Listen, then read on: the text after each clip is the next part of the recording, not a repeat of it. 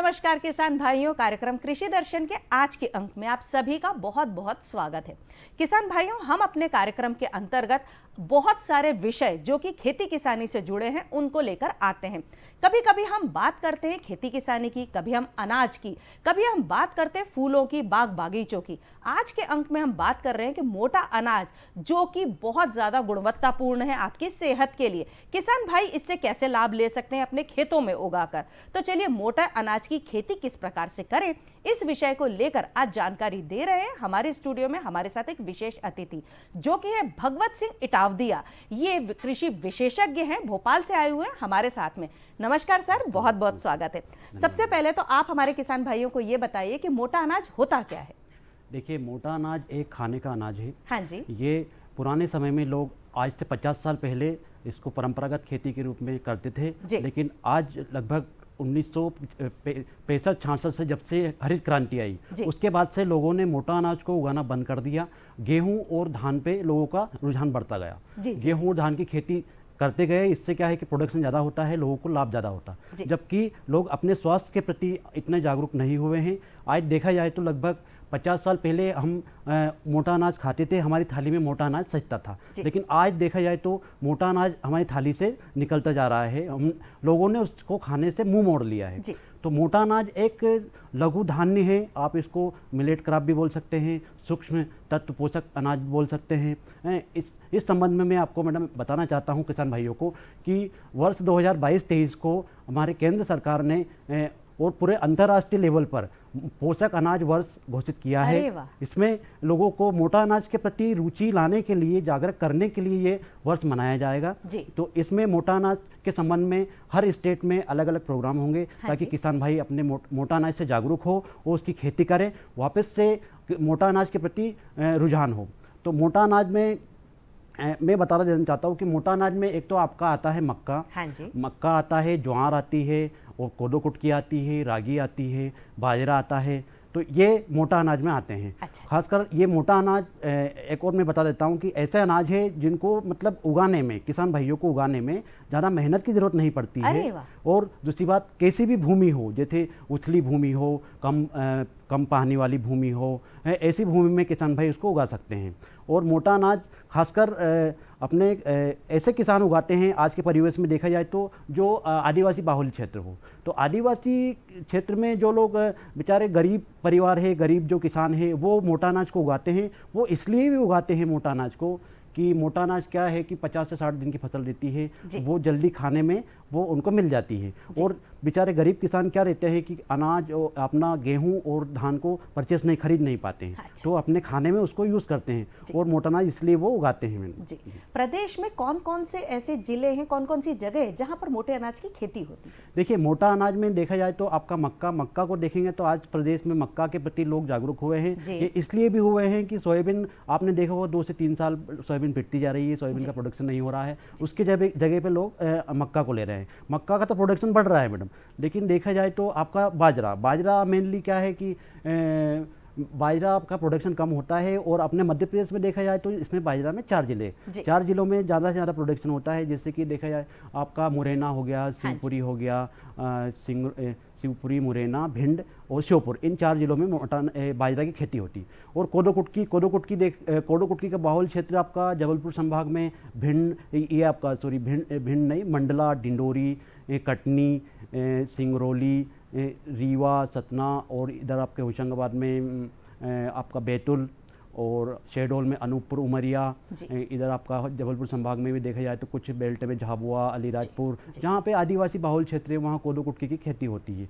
ज्वार की माने तो आपका रीवा संभाग में ज्वार पैदा होती है, आपका सतना, सिंगरौली, सीधी, और आपका इंदौर संभाग में ले लो खरगोन, बड़वानी, धार, झाबुआ, ज्वार पैदा होती है। लेकिन ज्वार की खेती पे भी लोगों का रुझान कम होता गया है। ज्वार की खेती पे इसलिए कि ज्वार की खेती अधिकतर मतलब इसका पकने का समय ज़्यादा है।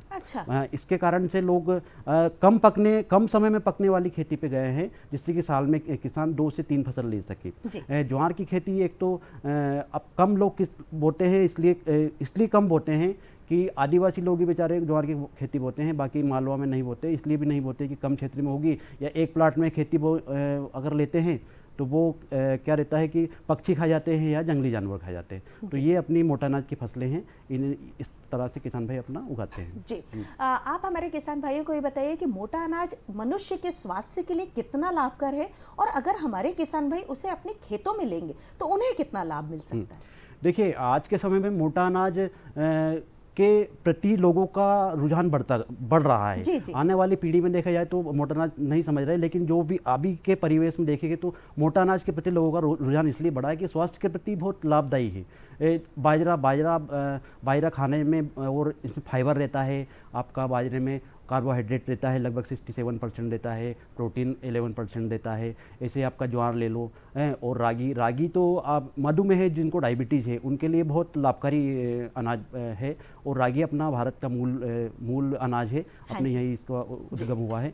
तो मोटा अनाज अगर लेंगे मनुष्य आज अपने उसमें थाली में भोजन में उसको उपयोग करेंगे तो मोटा अनाज लोगों का स्वास्थ्य के प्रति बहुत लाभदायक है। अच्छा। आज के समय में देखा जाए तो गेहूं और धान या चावल जैसे खाएंगे तो उसके प्रति स्वास्थ्य इतना वो नहीं है, जबकि मोटा अनाज आप किसान भाई यूज़ करेंगे, आपकी जनता यूज़ करेगी तो मोटा अनाज से शरीर को बहुत फायदा है। मोटा अनाज बहुत पाचक है, इसमें फाइबर रहते हैं, इसलिए भी ये स्वास्थ्य के प्रति बहुत लाभदायक है। जी, अभी जैसे कि अगर मैं बात करूं कि जो छोटे छोटे से मेले होते हैं, अभी भोपाल में ही बात करें, वन मेला लगा, उसमें भी मैंने बहुत सारे स्टॉल देखे जहां से बहुत सारी जगहों से आए हुए थे हमारे किसान भाई, और उनके पास में मोटे अनाज थे, जिसे लेकर मुझे लगता है बहुत सी जागरूकताएं तो फैली। सरकार और क्या कर रही है जागरूकता लगाने? देखिए, मोटा अनाज के प्रति सरकार बहुत जागरूक है। आप अपने देश के प्रधानमंत्री भी कहीं भी प्रोग्राम में जाते हैं तो मोटा अनाज के प्रति लोगों को रुझान के प्रति वो बोलते हैं कि मोटा अनाज लाओ, किसानों को मोटा अनाज के प्रति प्रोत्साहित करो। ऐसे ही मध्य प्रदेश सरकार मान ली, अपने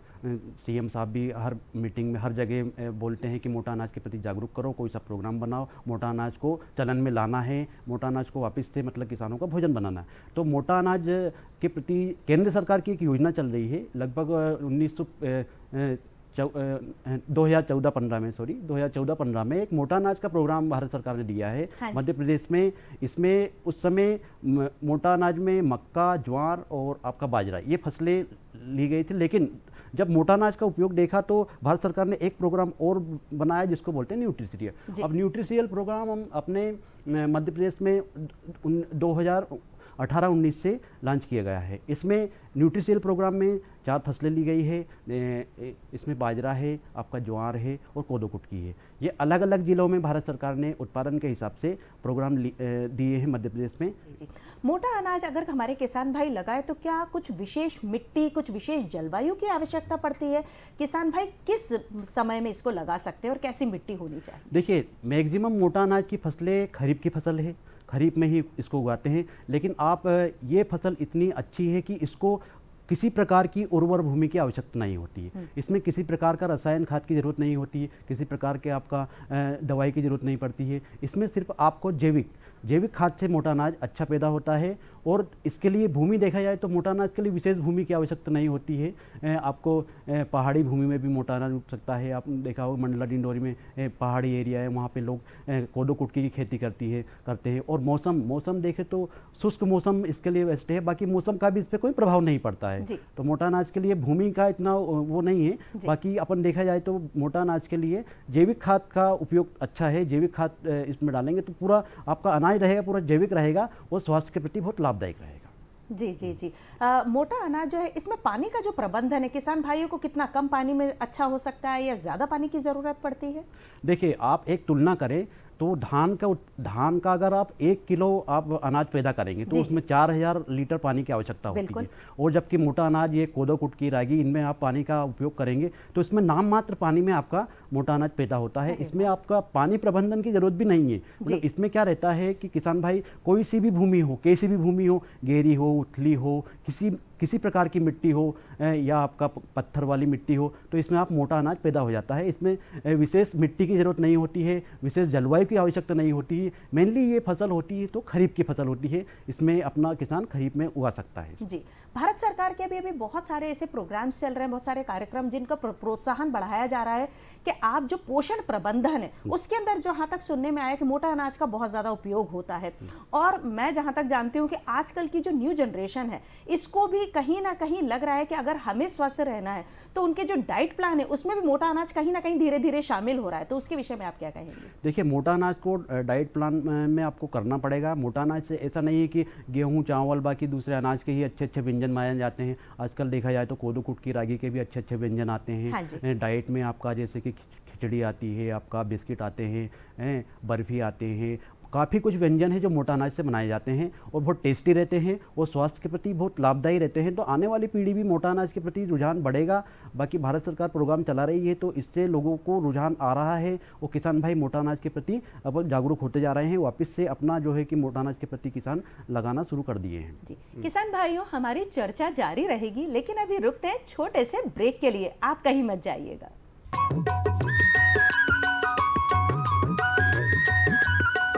अरे सुन तो।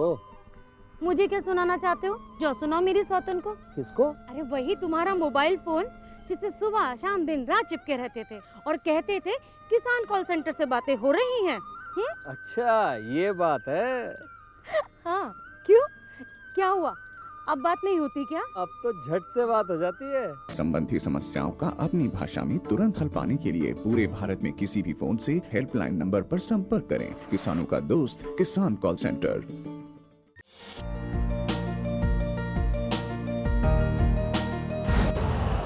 यूरिया का स्वदेशी उत्पादन 70 लाख टन बढ़ाने के लिए 6 उर्वरक संयंत्रों का उद्धार किया जा रहा है।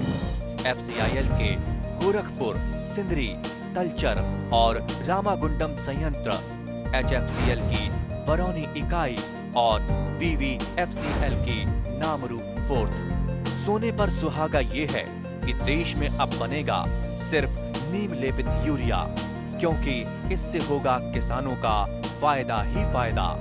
अनाज का उत्पादन 10% तक बढ़ेगा। बढ़ेगी 10 से 15% नाइट्रोजन क्षमता।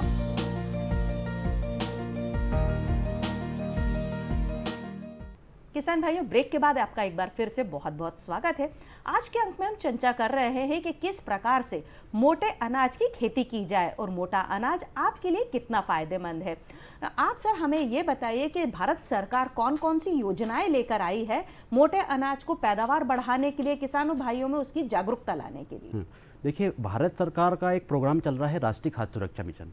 इस राष्ट्रीय खाद्य सुरक्षा मिशन के अंतर्गत भारत सरकार ने 2 प्लान लिए हैं, एक तो कोर सीरियल और एक न्यूट्री सीरियल, मतलब मोटा अनाज और सूक्ष्म पोषक तत्व। अब मोटा अनाज के अंतर्गत भारत सरकार ने 2 फसलें अपने मध्य प्रदेश को दी है, जिसमें मक्का और आपका जौ है। मक्का और जौ के अंतर्गत प्रोग्राम लिया है दूसरा सूक्ष्म पोषक तत्व। तो इसमें सूक्ष्म पोषक तत्व को न्यूट्री सीरियल भी बोलते हैं। तो इसमें 4 फसलें ली है, बाजरा, आपका ज्वार हो गया और कोदो कुटकी। तो इन फसलों को इस राष्ट्रीय खाद्य सुरक्षा मिशन के अंतर्गत किसानों को जागरूक करने के लिए कार्यक्रम लिए जा रहे हैं और जिलों में इनके बहुत सारे कंपोनेंट के हिसाब से, जैसे डेमोन्स्ट्रेशन, जैसे कि आपका मक्का में प्रदर्शन दिया जा रहा है और ज्वार का प्रदर्शन लिया जा रहा है, कोदो कुटकी का प्रदर्शन लिया जाता है। एक किसान को लगभग 2 हेक्टेयर के हिसाब से, मैक्सिमम 2 हेक्टेयर के हिसाब से आपका 12,000 जो उसकी सहायता दी जाती है वो दी जा रही है और किसान भाई इसको ले रहे हैं और अपना रहे हैं। जी, सरकार की ये जो योजनाएं हैं, इनका किसान भाई लाभ किस प्रकार से ले सकते हैं? किन किन प्रकार से सरकार किसान भाइयों को सहायता पहुंचा सकती है?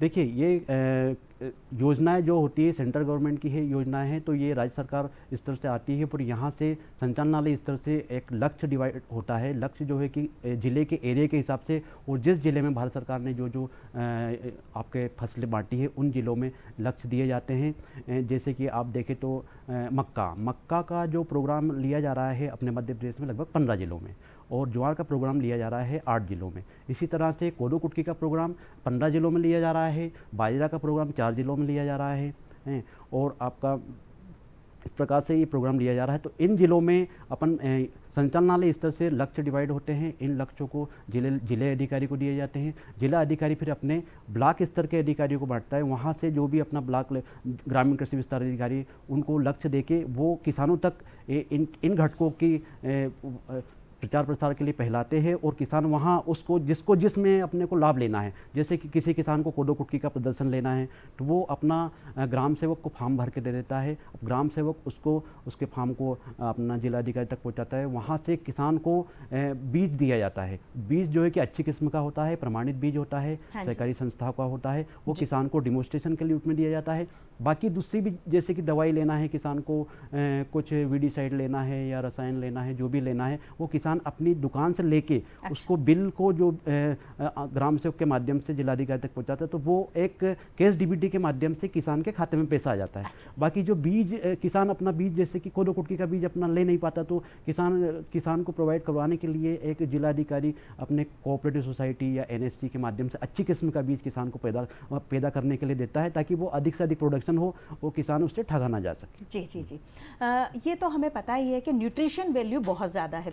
किसान भाई आपने बताया कि जो आदिवासी बाहुल क्षेत्र है वहाँ पर इसका उत्पादन कर रहे हैं। अगर किसान भाइयों को इसको बाहर एक्सपोर्ट करना है, चाहे तो वो देश में हो या बाहर हो, तो किसान भाइयों के लिए क्या योजना है, किस प्रकार से उनको रास्ता आप दिखाएंगे कि आप अपना जो उनका जो उगा हुआ जो माल है उसको वो एक्सपोर्ट कर सकते हैं? देखिए ये एक तो आपको बता दें कि जो मोटा अनाज है ये आप काफ़ी समय तक ख़राब नहीं होता है। अच्छा जी। ये किसान भाई अपना स्टोर कर लेता है।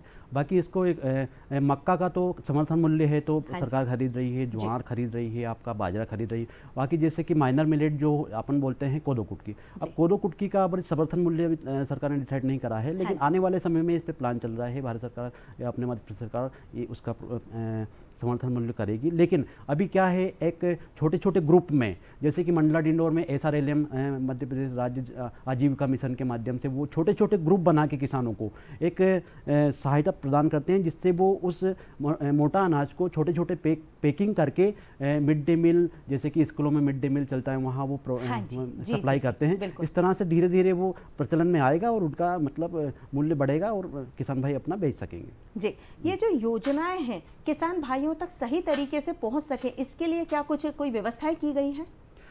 इसके लिए व्यवस्था की गई है। भारत सरकार ने कई प्रोग्राम है तो भारत सरकार ने इसलिए डायरेक्ट एक तो बीज किसान को देते हैं। अच्छा तो बीज अच्छी किस्म का दें और दूसरी बात जैसे कि दवाई है, रसायन है, कीटनाशक है, जो भी दवाई है इसके लिए किसान अपना स्वच्छ से कहीं से भी अपनी दवाई खरीद ले। ऐसा उस पर दबाव नहीं है कि आप यहाँ से दवाई खरीदेंगे तो आप तो पैसे देंगे।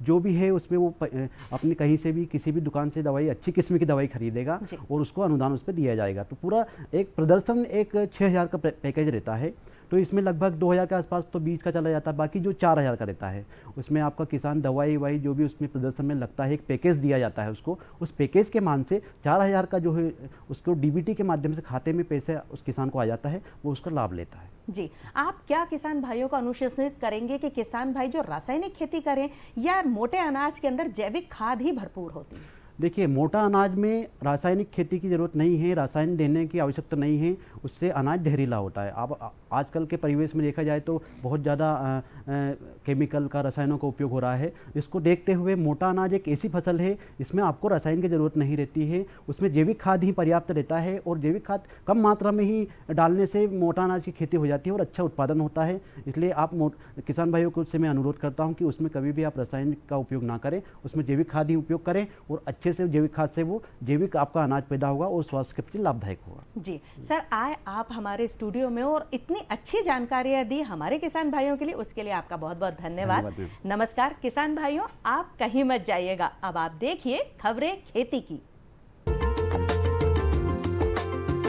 नमस्कार किसान भाइयों, खबरें खेती में आप सभी का स्वागत है। आइए सबसे पहले नजर डालते हैं मुख्य समाचारों पर।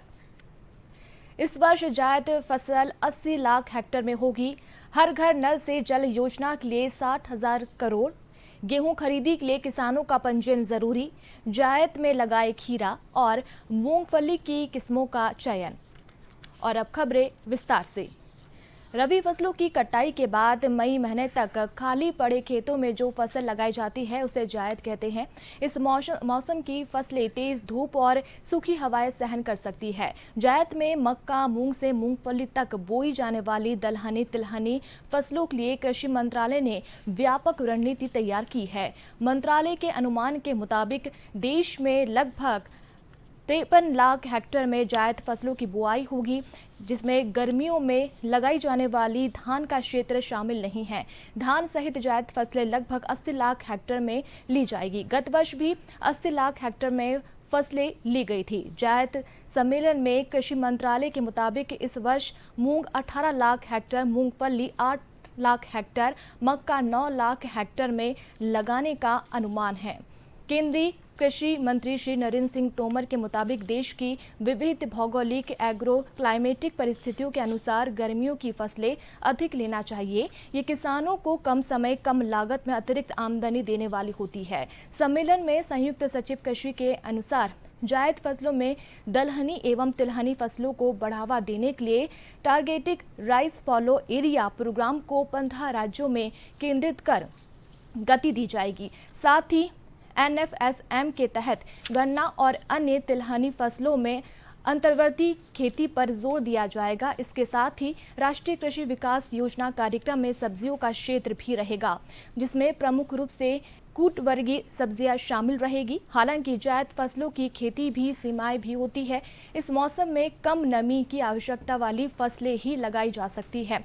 केंद्रीय वित्त मंत्री श्रीमती निर्मला सीतारमण ने केंद्रीय बजट 2022-23 पेश करते हुए कहा कि हर घर नल से जल योजना के तहत 2022-23 में 3.8 करोड़ घरों को कवर करने के लिए 60,000 करोड़ रुपए आवंटित किए गए हैं। वित्त मंत्री ने कहा कि 2014 से सरकार का ध्यान नागरिकों, विशेषकर गरीबों और वंचितों के सशक्तिकरण पर रहा है। इसके लिए कई उपाय किए गए हैं, जिसमें घर, बिजली, रसोई गैस, जल प्रदाय करने वाले कार्यक्रम शामिल है।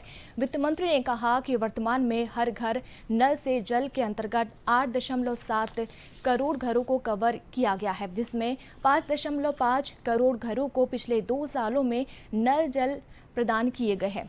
श्रीमती सीतारमण ने वित्त वर्ष 2022-23 में प्रधानमंत्री आवास योजना के चिन्हित पात्र लाभार्थियों, ग्रामीण और शहरी दोनों के लिए 80 लाख घर बनाने के लिए 48,000 करोड़ रुपए के आवंटन की भी घोषणा की है। वित्त मंत्री ने कहा कि नई वाइब्रेंट विलेज कार्यक्रम के तहत उत्तरी सीमा पर स्थित गांव को कवर किया जाएगा।